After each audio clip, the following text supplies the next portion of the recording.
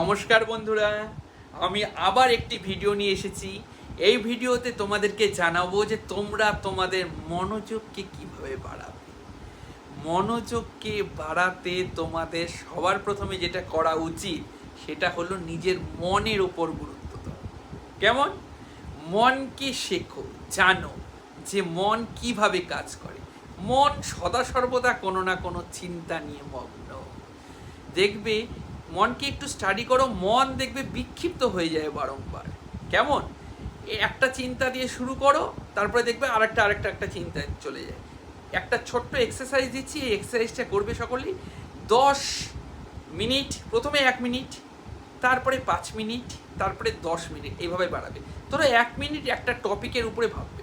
ধরো একটা লাল গোলাপ ফুল। কেমন? 1 মিনিট ভাবো।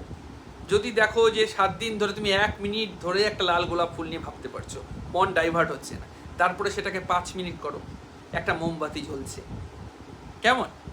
তারপরে সেটাকে 10 মিনিট করো, যে তোমার কাছে 1 লাখ টাকা এসেছে।